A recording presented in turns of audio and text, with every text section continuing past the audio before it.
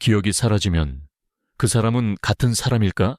기억이란 우리가 누구인지 말해주는 이야기다. 신경학자 올리버 섹스가 남긴 이 문장은 현대 뇌과학과 철학을 관통하는 가장 날카로운 질문 중 하나입니다. 여러분, 잠시만 눈을 감고 상상해 보세요. 내일 아침 눈을 떴는데 여러분의 머릿속이 마치 포맷된 하드디스크처럼 깨끗하게 비워져 있다면 어떨까요? 내가 누구인지, 부모님이 누구인지, 어제 누구와 어떤 약속을 했는지, 심지어 내가 무엇을 좋아하고 무엇을 싫어했는지조차 전혀 기억나지 않는 상태 말입니다. 그 텅 빈 침대에서 일어난 존재는 과연 어제의 나와 같은 사람일까요? 아니면 겉모습만 같은 완전히 새로운 누군가일까요? 우리는 흔히 나라는 존재가 나의 경험과 기억의 총합이라고 믿습니다. 하지만 만약 그 총합이 0이 된다면 나라는 존재도 0이 되는 걸까요? 오늘 우리는 기억을 잃어버린 사람들의 기묘한 이야기와 수천 년간 철학자들을 괴롭혀온 자아의 실체를 추적해보려 합니다. 이 여정이 끝날 때쯤 여러분은 나라는 존재를 이전과는 전혀 다른 방식으로 바라보게 될 것입니다. 이 질문에 답하기 위해 우리는 20세기 의학사에서 가장 유명한 환자를 만나야 합니다. 바로 헨리 몰레이슨, 사람들에게는 RM이라는 이니셜로 알려진 남자입니다.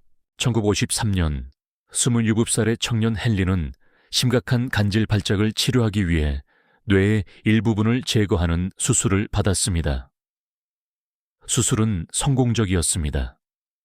발작은 멈췄죠. 하지만 대가로 치른 비용은 너무나 가혹했습니다.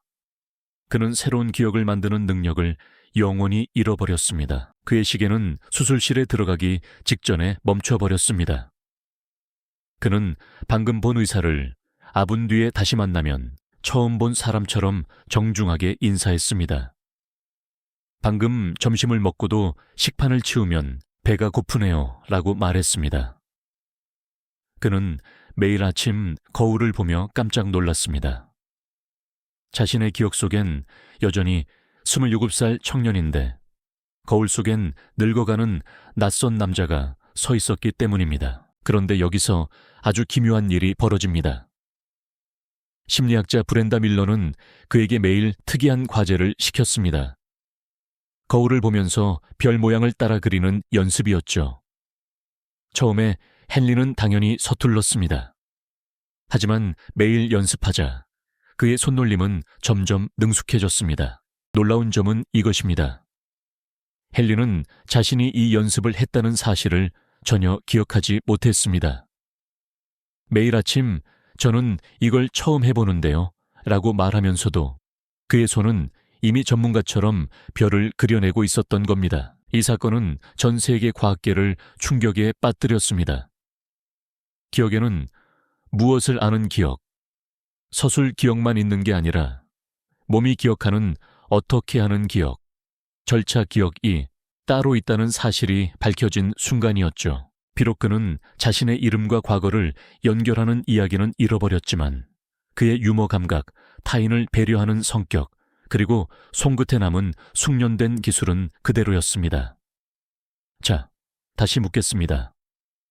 기억을 잃었지만 여전히 농담을 던지고 다정한 이 남자는 헨리가 아닌 걸까요? 헨리의 사례가 조금 특수한 경우라면 우리 주변에서 더 흔히 볼 수 있는 비극적인 사례도 있습니다. 바로 알츠하이머입니다. 병이 깊어지면 환자들은 사랑하는 자녀의 얼굴을 잊습니다. 자신이 평생 일구어온 집을 낯설어 합니다. 기억이라는 실타래가 하나둘 풀려나가면서 그 사람이 쌓아온 정체성이 무너지는 것처럼 보입니다. 가족들은 울며 말합니다. 내가 알던 그 사람이 더 이상 아니에요. 껍데기만 남은 것 같아요. 하지만 정말 그럴까요? 수많은 요양보호사들과 의료진들은 아주 특별한 순간들을 목격하곤 합니다.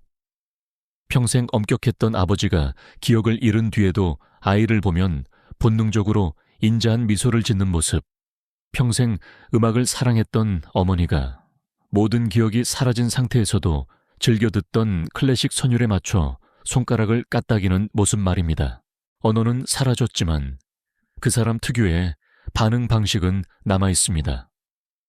슬픈 영화를 볼 때 맺히는 눈물, 맛있는 음식을 먹을 때의 만족감, 누군가 손을 잡아줄 때 느껴지는 안도감, 이것은 뇌의 깊은 곳, 감정의 영역에 새겨진 존재의 결입니다. 우리는 흔히 기억 나라고 생각하지만 사실 기억은 우리가 입고 있는 옷과 같을지도 모릅니다. 세월이 흘러 옷이 낡고 찢어져서 형체를 알아볼 수 없게 되어도 그 옷을 입고 있는 몸과 그 몸이 내뿜는 천은 여전히 거기 있는 것이죠. 신경과학적으로 보면 에피소드 기억은 햄에 저장되지만 그 사람의 기질과 정서적 성향은 뇌의 훨씬 더 근본적인 부위인 편도체와 뇌관 등에 퍼져 있습니다. 데이터 기억은 지워져도 운영체제, 성향은 남을 수 있다는 뜻입니다. 이제 이 문제를 철학의 광장으로 가져가 보겠습니다. 여기서 17세기 철학자 존 록가 등장합니다. 그는 아주 단호했습니다. 한 사람의 자아는 기억이 닿는 범위까지만 존재한다. 로크에 따르면 10살 때의 나를 지금의 내가 기억한다면 나는 그때와 같은 사람입니다. 하지만 만약 내가 어제 술에 만취해서 저지른 행동을 전혀 기억하지 못한다면 엄밀히 말해 어제 술 취한 나와 오늘의 맨정신인 나는 다른 존재라고 주장했죠. 조금 극단적이죠. 이 논리에 따르면 치매 환자는 더 이상 이전의 그 사람이 아닙니다. 기억이 끊기면 자아도 끊기니까요. 하지만 이 냉정해 보이는 주장에 반기를 든 철학자가 있었습니다. 바로 토마스 리드입니다. 그는 용감한 장교의 역설을 제시합니다. 상상해보세요. 한 노인 장군이 있습니다. 그는 자신이 젊은 장교 시절 훈장을 받았던 일을 기억합니다. 그리고 그 젊은 장교는 자신이 어린 시절 과수원에서 사과를 훔치다 매 맞았던 일을 기억합니다. 자, 로크의 논리대로라면 노인 장군은 사과를 훔친 아이와 같은 사람입니다. 그런데 문제는 여기입니다. 노인 장군이 너무 늙어서 이제 사과를 훔치다 매 맞았던 어린 시절의 기억은 완전히 잊어버렸다면 어떻게 될까요? 로크의 논리대로라면 노인 장군은 어린아이와 다른 사람이 됩니다. 하지만 중간 매개체인 장교 시절을 통하면 같은 사람입니다. 논리적 모순이 발생하죠. 리드는 말합니다. 나라는 존재는 기억의 사슬로 연결된 데이터 뭉치가 아니라 그 모든 경험을 관통하는 하나의 실체다.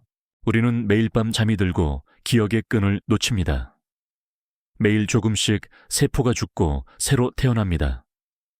5년 전의 나와 지금의 나는 생물학적으로도 기억의 양으로도 완전히 다른 존재일지 모릅니다. 그럼에도 불구하고 우리는 왜 나는 나다라고 느끼는 걸까요? 여기서 우리는 아주 중요한 통찰을 하나 마주하게 됩니다. 나라는 존재는 나 혼자만의 기억으로 완성되지 않는다는 사실입니다. 한번 생각해 보세요. 만약 내가 모든 기억을 잃었더라도 내 곁에는 나를 아는 사람들이 남아 있습니다. 당신은 이런 음식을 좋아했어. 당신은 이런 상황에서 항상 정의롭게 행동했지. 당신은 참 따뜻한 사람이었어.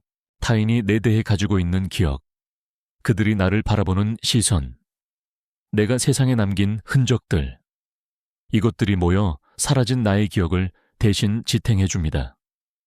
사회학적 자아, 소셜 셀프입니다. 어쩌면 나라는 존재는 내 머릿속에만 저장된 파일이 아니라 나를 둘러싼 수많은 사람의 마음속에 분산 저장된 클라우드 데이터와 같을지도 모릅니다.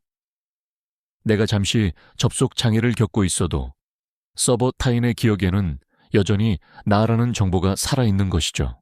그래서 우리는 기억을 잃은 사람을 포기하지 않습니다.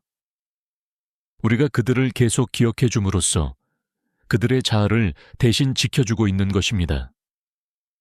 당신이 당신을 기억하지 못해도 괜찮아요. 내가 당신을 기억하니까요. 이 말은 단순한 위로가 아니라 실존적인 진실을 담고 있습니다. 이제 이야기를 정리해볼까요? 기억은 분명 나를 설명하는 아주 중요한 도구입니다. 하지만 기억이 곧 나 자체는 아닙니다. 기억은 풍경화 속의 나무나 강물 같은 것이지만 나는 그 풍경화를 담고 있는 캔버스 그 자체이기 때문입니다. 기억이 사라져도 삶을 대하는 특유의 태도, 타인의 슬픔에 공감하는 마음, 그리고 지금 이 순간을 느끼고 반응하는 의식의 불꽃은 쉽게 꺼지지 않습니다. 올리버 섹스는 기억을 잃은 환자들을 보며 이렇게 결론 지었습니다. 인간은 기억 이상의 존재다. 인간은 도덕적이고 영적인 주체이며 기억이 파괴되어도 그 고귀함은 남을 수 있다. 여러분은 오늘 어떤 기억을 쌓으셨나요? 혹은 어떤 기억을 잊어버려 괴로워하고 계신가요? 기억하세요.